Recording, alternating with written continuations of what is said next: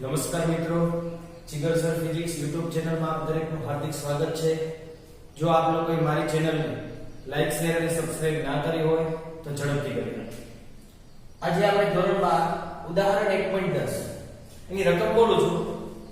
બે વિદ્યુત ભારો પ્લસ ઓર માઈનસ 10 માઇક્રોકુલમ એકબીજાથી 5 mm અંતરે મૂકેલા છે। આકૃતિ 1.21a માં દર્શાવ્યા પ્રમાણે એટલે આકૃતિ આપણને આપેલી હતી આટલી આકૃતિ બે વિદ્યુત ભારો છે -10 અને +10 માઇક્રોકુલમ એકબીજાથી 5 mm અંતરે મૂકેલા છે। આકૃતિ આપેલી છે। પછી કીધું છે એમાં દર્શાવ્યા મુજબ ડાયપોલની અક્ષ પર ડાયપોલ થઈ પ્લસ ને માઈનસ સમાન મૂલ્ય હોવા જોઈએ। ડાયપોલ થઈ એ ડાયપોલની અક્ષ ઉપરના તેના કેન્દ્રથી એટલે ડાયપોલના કેન્દ્રથી 15 સેમી દૂર।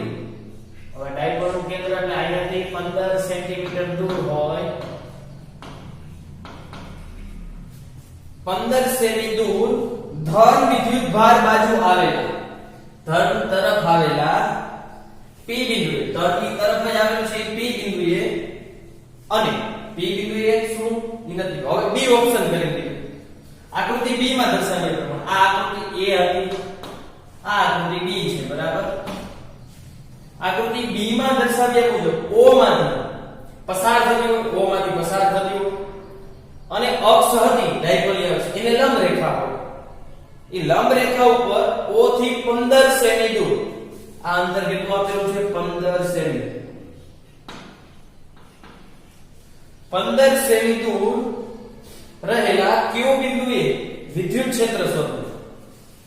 ચાલો ભાઈ અહીંયા P બિંદુએ કીધું ને અહીંયા Q બિંદુએ વિદ્યુત ક્ષેત્ર શોધવાનું કીધું એટલે અહીંયા આપણે લખી નાખી સાઈડમાં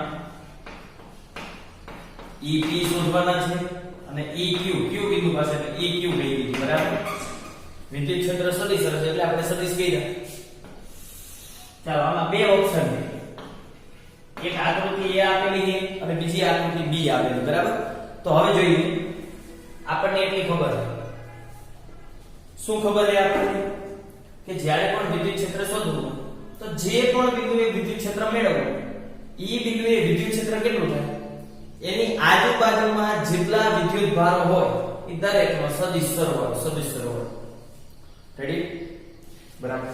બીજી રીતે એ પણ થાય આ ડાયપોલ થઈ ગઈ પ્લસ માઈનસ સમાન મૂલ્યો ડાયપોલની અક્ષ ઉપર કોઈ પણ બિંદુએ વિદ્યુત ક્ષેત્ર મેળવવું હોય તો ડાયરેક્ટ એનું સૂત્ર આવડે બે સૂત્ર હતા એક ખૂબ મોટા અંતરે એટલે ડાયપોલના કેન્દ્રથી બિંદુનું અંતર a ની સરખામણીમાં ખૂબ મોટું હોય અથવા તો એક વ્યાપક સૂત્ર હતું તમને જે રીતે મજા આવે મતલબ ડાયપોલની અક્ષ ઉપરનું ડાયરેક્ટ સૂત્ર વાપરવું હોય તો પણ ભલે અથવા P બિંદુએ વિદ્યુત ક્ષેત્ર કેવી રીતે મળે આજુબાજુમાં જેટલા વિદ્યુત ભારો હોય એ બધાનો સદિશ સરવાળો બરાબર વિદ્યુત ક્ષેત્ર રેડી અને ડાયપોલની અક્ષ ઉપર સૂત્ર વાપરવું તો વ્યાપક સૂત્ર વાપરી શકો બરાબર જવાબ એ જ આવશે। ચાલો તો આપણે એક રીતથી ગણી કોઈ પણ એક રીતથી આપણને આ રીત મજા આવે જે બિંદુએ વિદ્યુત ક્ષેત્ર શોધવાનું એ બિંદુએ વિદ્યુત ક્ષેત્ર અહીંયા પ્લસ અને માઈનસ 10 હતા એટલે અહીં -10 અને +5 હોત તો ડાયપોલ વાળું સૂત્ર ન લાગુ પડે કારણ કે ડાયપોલ એટલે શું થાય સમાન મૂલ્યના અને વિરુદ્ધ હોવા જોઈએ એટલે તો આપણે વ્યાપક જ રીત વાપરી કઈ વ્યાપક રીત કોઈ પણ બિંદુએ વિદ્યુત ક્ષેત્ર કેટલું થાય આજુબાજુમાં જેટલા વિદ્યુત ભારો હોય બધાનો સદિશ સરવાળો તો આપણે લખી ચાલો પહેલા A ઓપ્શન ની વાત કરીએ એટલે A ઓપ્શન લખી નાખો બરાબર। ચાલો P પાસે કુલ વિદ્યુત ક્ષેત્ર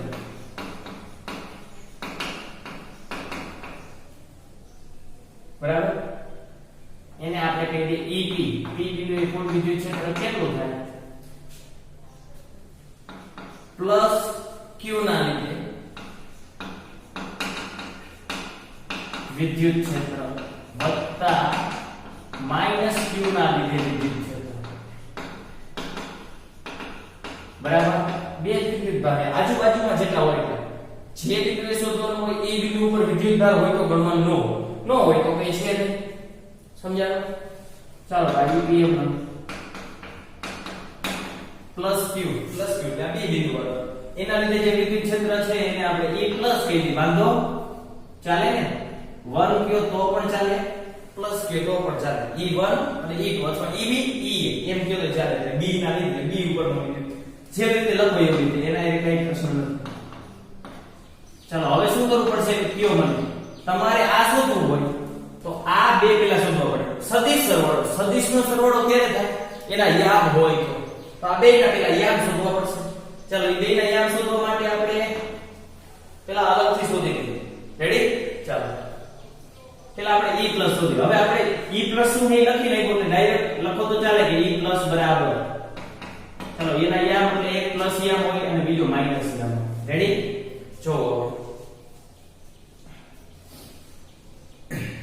આનું પેલા તો આનો વિદ્યુત ક્ષેત્ર કઈ દિશામાં છે આની દિશા ખબર હોવી જોઈએ કઈ દિશામાં તો તમે પ્લસ માઈનસ નક્કી કરી શકશો ને આપણે p બિંદુ આગળ શોધવાનું આ ધન નો બહાર કરવાનો બહાર જતી દિશામાં હોય બહાર જતી દિશામાં આપણે p બિંદુ આગળ જોવાનું p બિંદુ આગળ આ તરફ i e પ્લસ આવી તો જે બિંદુએ વિદ્યુત ક્ષેત્ર શોધવાનું e બિંદુએ x અને y યામ વિચારવાનું હોય હવે આ બિંદુએ x અક્ષ અને y યામ વિચારીએ તો આ x અક્ષ ઉપર જ થયું e સદિશ x અક્ષ ઉપર છે x અક્ષ ઉપર હોય તો સરળ યામ y યામ તો 0 જ હોય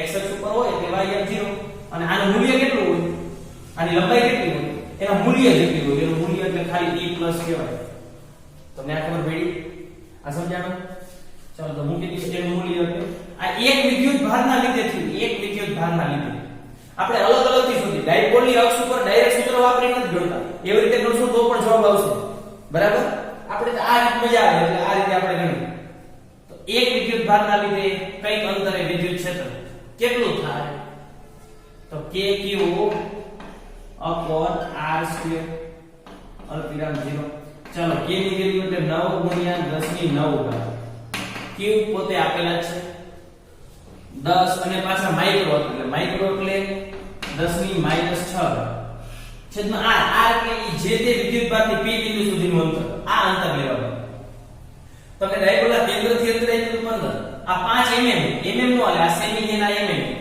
માંથી સેન્ટીમીટર કરવા હોય તો જો આવડે તો ભલે ન આવડે તો પેલા mm મિલી છે તો મિલી ને 10 ની -3 લખાય આ મીટર થઈ ગયું આ મીટર ના સેમી કરી નાખો ચાલો મીટર ના સેમી કરવા હોય તો 10 નો 2 ઘાત સેમી થઈ ગયા કારણ કે સેમી માં એ કરવાને રેડી ચાલો અને સેમી નહીં ચાલે કેમ નહીં ચાલે વિચારો કારણ કે જો આ વિદ્યુતભાર કુલમમાં અને અંતર તમે સેન્ટીમીટરમાં રાખો ન ચાલે એટલે મીટર જ કરવો પડશે તો આપણે આને મીટર જ રાખી ડાયરેક્ટ આ અંતરને મીટર તો આને મીટર કરી નાખો આને મીટર કરવા તો કેટલા થઈ જશે 15 મીટર 100 વડે ભાગી નાખો બરાબર હવે આ મીટર થઈ ગયા તો આને 1000 વડે ભાગી અંશમાં હે ખરેખર છેદમાં જાય ને 5 ભાગ્યા 1000 મીટર એટલે આ કેટલા આવી છે 0.005 આટલા મીટર આવ્યું આખે આખું અંતર 0.005 metre ready okay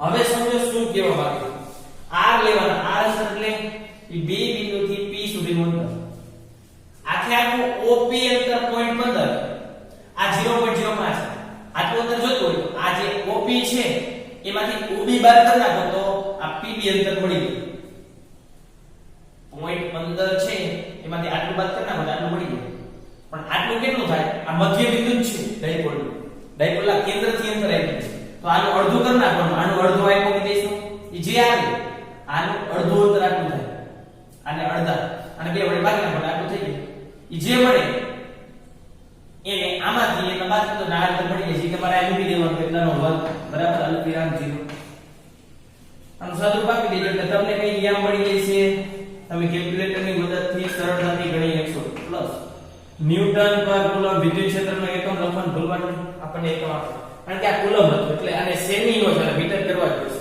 e plus મળી ગયા ચાલો e માઈનસ ચાલો હવે e માઈનસ મેળવવા હોય તો ચાલો ફરીવાર e માઈનસ ચાલો પાછા અહીંયા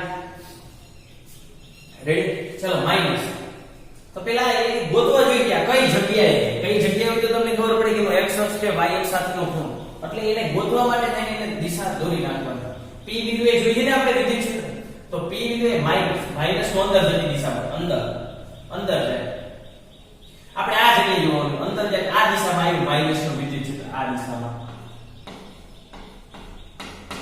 રેડી ચલો ઋણ x અક્ષ ઉપર હોય એટલે y અક્ષ તો 0 જ હોય આ નક્કી છે ઋણ x અક્ષ ઉપર છે એટલે x એ માઈનસ આવશે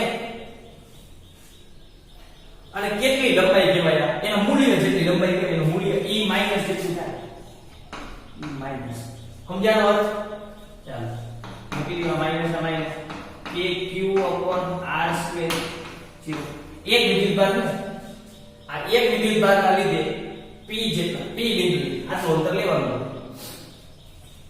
ચાલો આપી દે સાથે k એટલે 9 ગુણ્યા 10 ની 9 ઘાત q એટલે એ પ્લસ માઈનસ શું કામ મૂકતા હોય માત્ર દિશા નક્કી કરવા માટે જ બહાર તરફ આવે અંદર તરફ આપણે ગણતરી મૂલ્યમાં તફરી ન મૂકવાનું 10 ગુણ્યા 10 ની માઈનસ 6 સમજાણું 10 ગુણ્યા 10 ની માઈનસ 6 માઇક્રો એટલે માઈનસ 6 છેદમાં r સ્ક્વેર ચાલો r સ્ક્વેર કેટલા આવે ઈ જોવાનું તમારે કહેવાનું એટલે આ વિદ્યુતભારથી p સુધીનું અંતર એટલે આ 0.15 તો હતો એમાં આ અડધું ઉમેરી દો તમે આના ભાગ્યા 2 કરશો એટલે અડધું એડ થઈ જશે એટલે 0.15 ભાગ એડ કરી દો કેટલાનો વર્ગ એટલે તમને કઈ કિંમત મળી જશે અલ્પિરા ન્યૂટન પર કુલમ વિદ્યુત ક્ષેત્રનો એકમ લખો બરોબર નહીં મળી ગયું e માઈનસ અને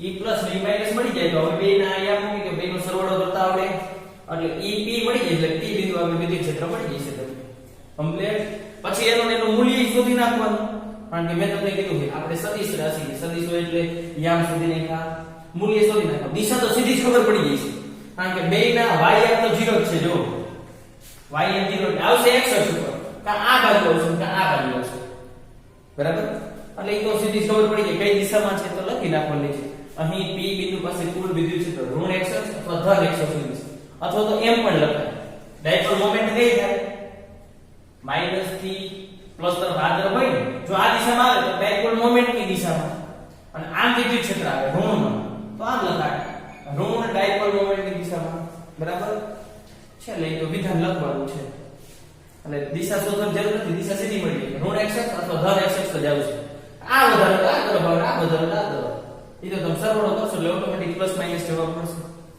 મળી ગયું p બિંદુ પાસેનું કુલ વિદ્યુત ક્ષેત્ર તો હવે b ઓપ્શન માં બાકી છે q પાસે વિદ્યુત ક્ષેત્ર ચાલો q પાસે વિદ્યુત ક્ષેત્ર કઈ રીતે ગણાય કયો મને આલો કઈ રીતે ગણશો જો q પાસે વિદ્યુત ક્ષેત્ર એટલે આજુબાજુમાં જેટલા વિદ્યુતભાર હોય બધાયના લીધે વિદ્યુત ક્ષેત્ર આ છે ને આ છે તો આનું વિદ્યુત ક્ષેત્ર કઈ રીતે હોય ઋણનું અંદર જતી દિશામાં હોય અંદર જતી દિશામાં આ જગ્યાએ વિચારો તો આ રીતે આવશે આ e માઈનસ થી રેડી પ્લસ નું વિચારો તો બહાર જતી દિશામાં હોય આપણે આ બિંદુ જો આમ જાય રેડી એટલે e પ્લસ સમજાણું તો q પાસે વિદ્યુત ક્ષેત્ર એક આમ જાય એટલે આ દિશામાં આવશે eq નામ આપી દેવાનું ખાલી e આપો તો પણ ચાલશે તો ફરીથી b ઓપ્શન કરીને q પાસે કુલ વિદ્યુત ક્ષેત્ર eq બરાબર પ્લસ q ના લીધે વિદ્યુત ક્ષેત્ર વત્તા માઈનસ q ના લીધે વિદ્યુત ક્ષેત્ર જેટલા હોય બધાનો સરવાળો જાય બાદબાકીનો સદિશ સરવાળો બીજું જો તો આ લંબ રેખા હતી અને વિભાજક એ હતી o બિંદુ કેન્દ્ર છે રકમમાં જો તો ડાયરેક્ટ પણ તમે કરી શકો ડાયપોલ છે જો પ્લસ ને માઈનસ અને સમાન મૂલ્ય ડાયપોલ ની વિષુવૃત્ત રેખા ઉપરનું કોઈ બિંદુ છે તો ડાયરેક્ટ સૂત્ર આપને આવડે છે વિષુવૃત્ત રેખા ઉપરનું કોઈ વ્યાપક સૂત્ર કારણ કે આપણે હજી ઈ નક્કી નથી કરીએ આની સરખામણી આ ખૂબ મોટા કહેવાય મોટા જ કહેવાય કારણ કે આ 5 mm અંતર આપ્યું 5 mm માં હતું એની સરખામણી આ 15 સેન્ટીમીટર એટલે વધારે જ કહેવાય એટલે વ્યાપક સૂત્ર નો આવે ઓલું ખૂબ મોટા અંતરે છે ને r is very greater than a આ ઈ સૂત્ર આમાં લાગે ઈ સૂત્ર આમાં લાગે આમાં અક્ષ ઉપર મોટા અંતરે સૂત્ર લાગે અને આમાં વિષુવૃત્ત રેખા ઉપર ખૂબ મોટા અંતરે સૂત્ર લાગુ પડશે ડાયરેક્ટ એવી રીતે ગણો તો પણ જવાબ આવશે એવી રીતે ન ગણવો હોય તો આપણો આ રીત તો છે આ જ રીતે ફરીવાર તમારે ગણી નાખવાનું રેડી યામ શોધવા પડશે તમારે કમ્પ્લીટ હવે યામ શોધવા માટે યામ તમારે શોધવો પડશે તો યામ થી શોધી નાખજો તો પણ થઈ જશે એવી રીતે ન ગણવો તો ડાયપોલ ઉપર ડાયપોલની વિષુવરેખા ઉપર કયું બિંદુ બરાબર હવે બી ઓપ્શન આવડશે એવી હું આશા રાખું ચાલો ત્યાર પછી આગળનો એક પ્રશ્ન લઈ આપણે આ કાઢી નાખું બરાબર તમે જાતે તમારે ગણતરી કરી નાખવાની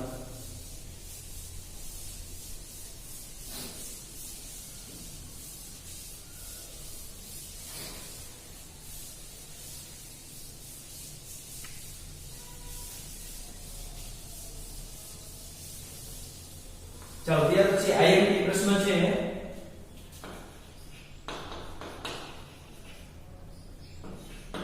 સમાન બાહ્ય ક્ષેત્રમાં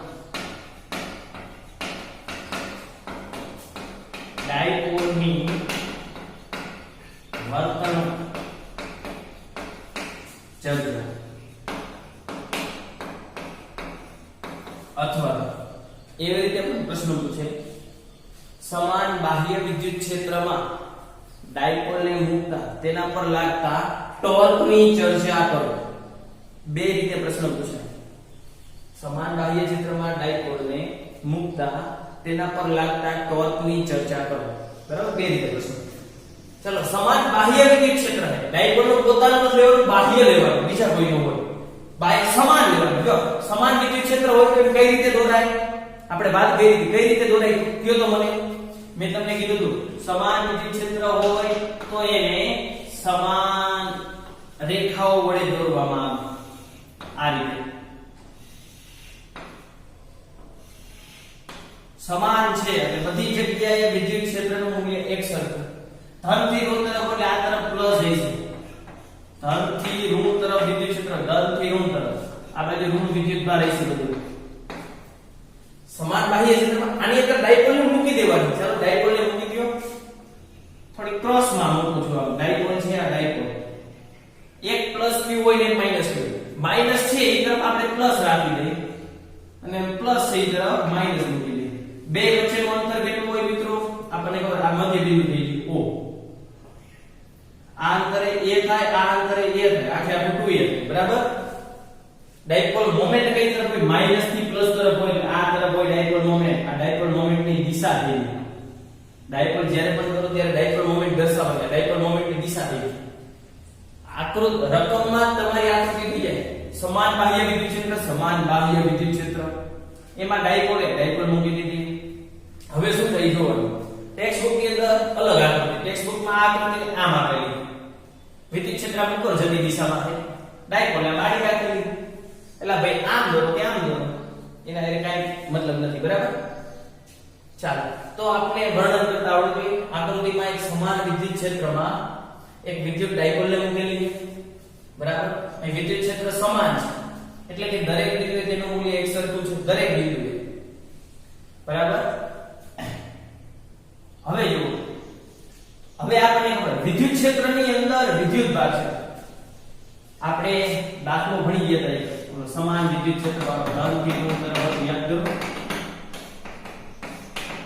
આની અંદર આપણે પ્રોટોન અને ઇલેક્ટ્રોનને મુક્ત કરતા હતા એટલે શું થાય વિદ્યુત ક્ષેત્રમાં વિદ્યુત ભારને મૂકો એટલે બળ લાગે અને બળ લાગે એટલે પ્લસ થી માઈનસ તરફ ખેંચે માઈનસ હોય તો પ્લસ તરફ ખેંચે બરાબર ને એ બળ લાગે કયું બળ લાગે એને આપણે વિદ્યુત બળ કહીએ વિદ્યુત ક્ષેત્રના કારણે બળ લાગે એટલે વિદ્યુત બળ અથવા કુલંબ બળ આપણે કહીએ બરાબર તો આમાં પણ એવું છે કે અહીં વિદ્યુત ક્ષેત્ર પ્લસ q પર લાગતું વિદ્યુત બળ કેટલું હોય છે q જેટલું વિદ્યુત ક્ષેત્રના કારણે બળ લાગ્યું વિદ્યુત ક્ષેત્રના કારણે q જો તો આ દિશામાં પ્લસ થી માઈનસ તરફ ખેંચાય એટલે આ દિશામાં આના ઉપર લાગતું બળ આ દિશામાં q રેડી એવી જ રીતે ચાલો માઈનસ q પર લાગતું બળ વિદ્યુત બળ કે ખાલી બળ લખો q ની મૂલ્ય લખો અત્યારે માઈનસ થી પ્લસ તરફ ખેંચે એટલે આ તરફ ખેંચે બે વિદ્યુત ભાર તો સરખા છે ડાયપોલ અને વિદ્યુત ક્ષેત્ર તો સમાન જ છે એવું પહેલા જ કહી દીધું તો આ બંને બળ કેવા મૂલ્યના છે આ બંને બળો સમાન મૂલ્યના અને મૂલ્ય તો સમાન થઈ ગયા દિશા ચેક કરો તો એક આ દિશામાં છે એક આ દિશામાં બે બળ વિરુદ્ધ દિશામાં એક આ દિશામાં છે, એક આ દિશામાં છે. તો સમાન મૂલ્યના અને વિરુદ્ધ દિશામાં છે. વિરુદ્ધ દિશામાં છે. તેથી કુલ બળ કેટલું થાય? કુલ બળ 0 થાય. એક 5 ન્યૂટન થી આમ ખેંચતો હોય, એક 5 ન્યૂટન થી આમ ખેંચતો હોય, તો કુલ બળ તો 0 જ થઈ જાય. કુલ બળ 0 થયું. હવે સમજો. એટલે ખાસ યાદ રાખવાનું, સમાન બાહ્ય વિદ્યુત ક્ષેત્ર હોય, સમાન વિદ્યુત ક્ષેત્ર.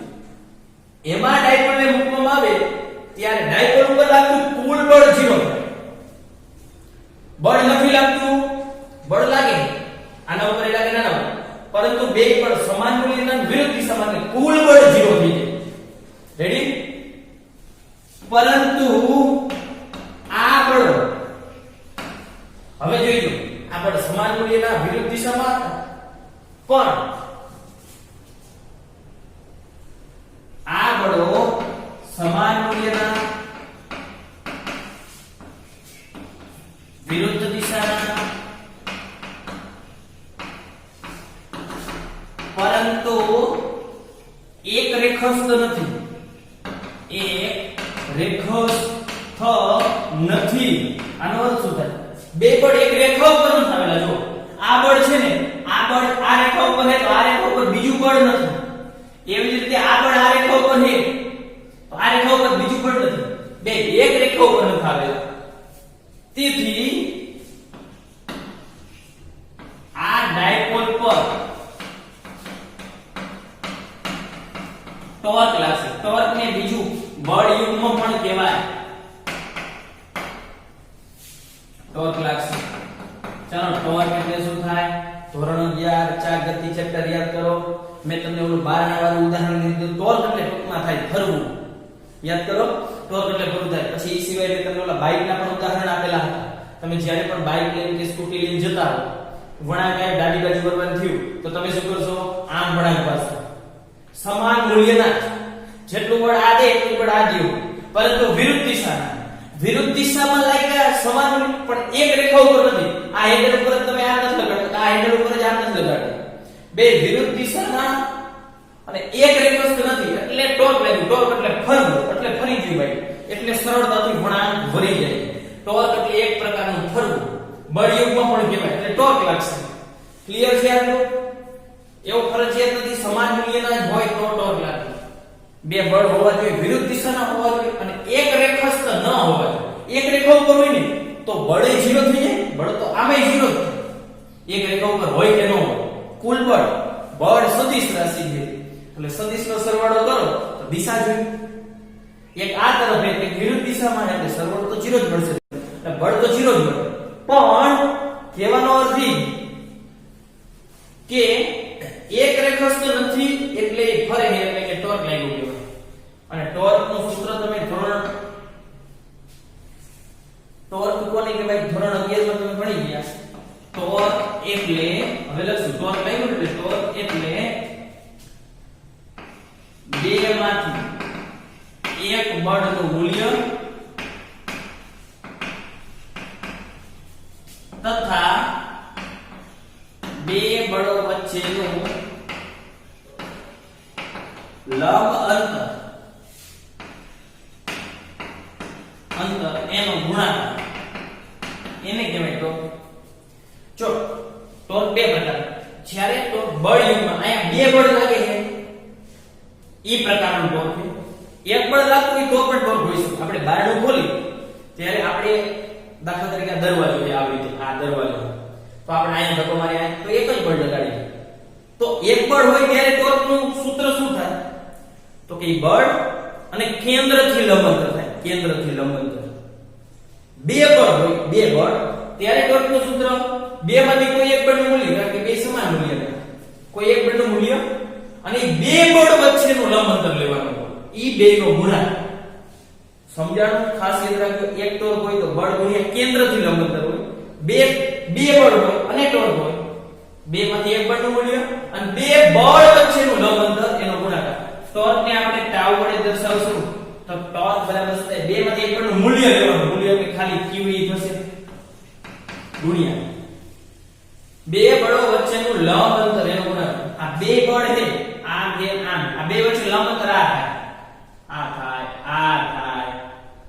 લંબ અંતર નો હોય બે બળ આ રેખાને ગમે તેટલી લાંબી ટૂંકી કરી શકાય આ રેખાને ગમે તેટલી લાંબી ટૂંકી કરી શકાય આ અંતર થાય લંબ અંતર આ કહેવાય આ ગયો આ ગયો આ ગયો આ ગયો આ ગયો ગમે આ લંબ અંતર છે બે બળ વચ્ચે લંબ અંતર એક આમ જાય છે લંબ અંતર આ અંતર શોધવું હવે આપણે સમજો આ ખૂણો થીટા આ ખૂણો થીટા થાય ધારો કે આ ખૂણો થીટા એટલે આ ડાયપોલ મોમેન્ટ અને વિદ્યુત ક્ષેત્ર વચ્ચેનો ખૂણો ધારો કે થીટા તો આ થીટા આ થીટા થાય બે સમાંતર રેખાઓ વચ્ચે જે રેખા છે તે જે બે ખૂણા બની બે સમાન ખૂણા થાય ચાલો હવે આ થીટા મારે આ અંતર જોઈએ એટલે આ ખૂણાની સામેની બાજુ અને કર્ણ ખબર છે કર્ણ જોઈએ સામેની બાજુ અને કર્ણ શું થઈ જાય sin લીધે તો sin થીટા બરાબર સામેની બાજુ એ તો શોધવાનું આપણે છેદમાં કર્ણ છે 2a તો સામેની બાજુ કેટલી થઈ જાય 2a sin થીટા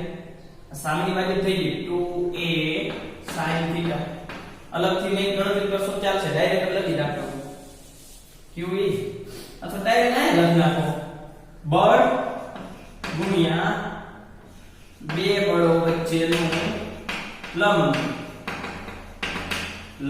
અંતર ચાલો મૂકી દો કોઈ એક બળ એટલે qe બે બળ વચ્ચે લંબ અંતર મળ્યું 2a sin થીટા ચાલો તો આવું મળ્યું તમને એ જો હું આવું લખી 2a q એટલે p ડાયપોલ મોમેન્ટ ચાલો આ p આ e ના e અને sin થીટા કૌંસમાં કારણ લખું કારણ કે p બરાબર 2a q આ તો આવું મળ્યું ટોર્ક બરાબર pe sin થીટા p છે બરાબર pe sin થીટા ચાલો તો હવે જોવો તો આ pe sin થીટા મળ્યા ટોર્ક સદિશ રાશિ છે આપણે ધોરણ 11 માં ભણી ગયા હતા અને સદિશ છે જો પાછું sin ને તો આને સદિશ રૂપે લખતા સદિશ રૂપે આવી રીતે લખાય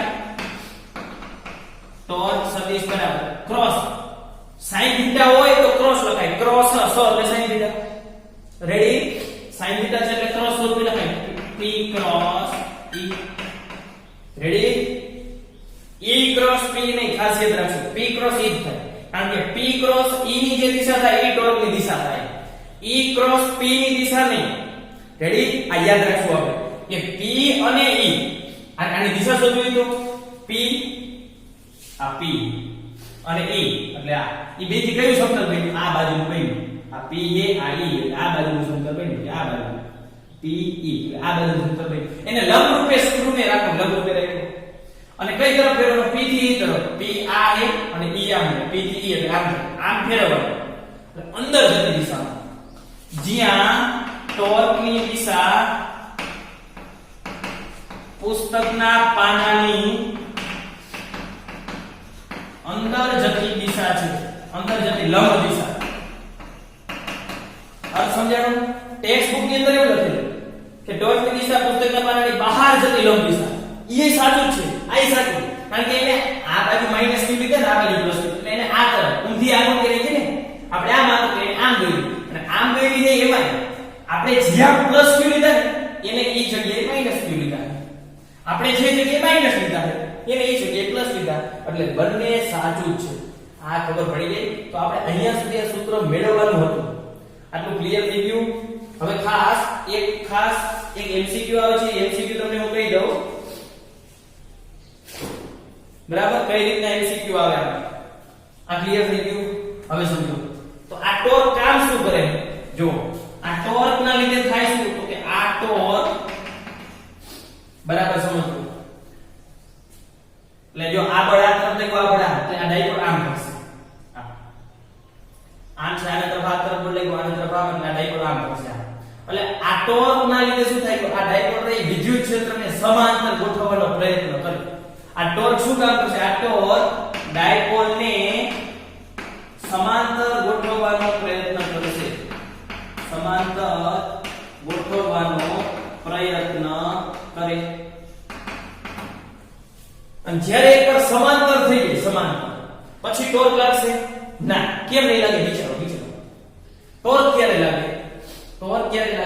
ટોર્ક ક્યારે લાગે આલે બળ વિરુદ્ધ દિશામાં હોવો જોઈએ એટલે એક રેખાસ્થ ન હોવો જોઈએ હવે ડાયપોલ આમ થઈ ગઈ તો આના પ્લસ q પર આધાર માઈનસ q પર બે એક રેખા ઉપર બળ આવી જાય એક રેખા ઉપર બળ હોય ત્યારે ફરે નહીં ફરે નહીં એટલે ટોર્ક નો લાગ્યું કહેવાય. અર સમજાણો? ક્લિયર થઈ ગયું આટલું? આ રેડી? તો આ જ રીતે તમારે આખે આખો પ્રશ્ન લખવાનો. મોસ્ટ ટાઈમ પ્રશ્ન છે 2 અથવા 3 ગુણમાં આખે આખો પ્રશ્ન પૂછાય. એકદમ સરળ. આકૃતિ કરી નાખો. વિદ્યુત ક્ષેત્રમાં તમે ડાયપોલ મૂકી સમાન વિદ્યુત એટલે પ્લસ ઉપર બળ લાગે માઈનસ ઉપર બળ લાગે બે બળ લઈ ગયા. બળ સમાન મૂલ્યના હતા વિરુદ્ધ દિશામાં હતા એટલે કુલ બળ 0 થઈ ગયું. કુલ બળ 0 થયું. પણ જો તો બળ જે સમાન મૂલ્યના વિરુદ્ધ દિશામાં એક રેખા ઉપર નહોતા એટલે ટોર્ક લાગ્યું. ટોર્ક કોને કહેવાય? એક રેખા લાગી અને એનું શું કામ લાગ્યું? રેડી? અને આ ટોર્ક શું કામ કરતું હતું કે ડાયપોલને સમાંતર ગોઠવવાનો પ્રયત્ન કરે. હવે સમજો આના ઉપર ઘણા બધા એમસીક્યુ આવે. સમાન વિદ્યુત ક્ષેત્રમાં મુકતા ડાયપોલ ખાલી જગ્યા આવા ઓપ્શન કુલ બળ હંમેશા 0 થાય. હંમેશા સમાન વિદ્યુત ક્ષેત્રમાં અરે આવી પરિસ્થિતિ હોય કે આવી પરિસ્થિતિ હોય કુલ બળ તો 0 થાય. આમ ડાયપોલ હોય આમ હોય આ હોય કુલ બળ 0 થાય કારણ કે બળના મૂલ્ય સમાન અને દિશા તો વિરુદ્ધ જ આવશે. એટલે સમાન વિદ્યુત ક્ષેત્રમાં કુલ બળ હંમેશા 0 થાય છે કોઈ પણ પરિસ્થિતિ. ટોર્ક હંમેશા 0 થાય એવું ફરજિયાત ન હોય અને ટોર્ક હંમેશા લાગશે એવું ફરજિયાત નથી. અને ટોર્કનું મૂલ્ય 0 પણ હોઈ શકે અને કંઈક પણ હોઈ શકે. જો અત્યારે કંઈક છે મૂલ્ય અત્યારે ફરે આ કેસમાં ફરશે કે કંઈક મૂલ્ય હશે. જ્યારે સમાંતર થાય ત્યારે ટોર્ક નહીં લાગે. ટોર્ક ન લાગે એટલે 0 કહેવાય. એટલે સમાન વિદ્યુત ક્ષેત્રમાં ડાયપોલ હોય તો કુલ બળ તો હંમેશા 0 જ હોય અને ટોર્ક લાગી શકે. સમાંતર કે પ્રતિ સમાંતર હોય ને સમાંતર કે પ્રતિ સમાંતર એટલે વિરુદ્ધ દિશામાં આ ડાયપોલ આમ થાય એની જગ્યાએ કદાચ આમ હોત તો પણ ટોર્ક 0 થાય. ટોર્ક 0 થાય. એટલે ટોર્ક ક્યારે લાગે? સમાંતર કે પ્રતિ સમાંતર ન હોય સમાન વિદ્યુત ક્ષેત્ર ત્યારે ટોર્ક લાગશે. સમાંતર કે પ્રતિ સમાંતર હશે તો ટોર્ક 0. કુલ બળ તો બધાય કેસમાં 0. બીજું સમાન બાહ્ય વિદ્યુત ક્ષેત્રમાં ડાયપોલને મૂકી તો કેવી ગતિ કરે? માત્ર ચાક ગતિ કરશે. ચાક ગતિ કહેવાય અથવા વર્તુળની ગતિ. રેખીય ગતિ ન કરે. કેમ ન કરે? કારણ કે આ બળ જેટલું છે એટલું જ આ બળ. કોઈ એક બળ વધુ હોય દાખલા તરીકે આ વધુ તો આમે જાય આમ જતા આમ ગતિ કરે છે. ના પણ આ તો સમાન છે ને બે એટલે એકે બાજુ નો છે નો આમે જાય નો આમે જાય માત્ર વર્તુળમાં ગતિ કરશે. એટલે હવે તમારે આ પ્રશ્ન પૂરો થાય પછી એમસીક્યુ તરીકે નોંધ કરી નાખવાની જે એમસીક્યુ તરીકે અને લખવાનું હું બોલું એવી રીતે. સમાન વિદ્યુત ક્ષેત્રમાં ડાયપોલને મુક્તા કરી અને પછી આપણે જે તીર કરી અને લખવાનું. કુલ બળ હંમેશા 0. કુલ બળ હંમેશા 0. ટોર્ક 0 પણ હોય ન પણ હોય. રેડી? ત્રીજો પોઈન્ટ 0 ક્યારે થાય એ લખી દો. સમાંતર હોય કે પ્રતિ સમાંતર એટલે કેમ તમે સમજો આ ગોઠવવાનું નથી સમજવાનું.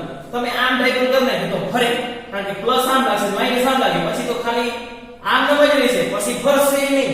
આ કેમ ફરતું હતું? આમ તરફ લાગતું હતું અને આમ ખેંચો અને આમ ખેંચો તો આમ થાય. રેડી? એટલે ફરતું પરંતુ આમ આવી ગયું એટલે સમાંતર થયો તો આમ આવે તો પ્રતિ સમાંતર તો ટોર્ક ન લાગે. આ સમજાઈ ગયું? તો આટલી વસ્તુ ખાસ યાદ રાખવાની છે. બાકીની ચર્ચા આપણે આગળના લેક્ચરમાં કરીશું.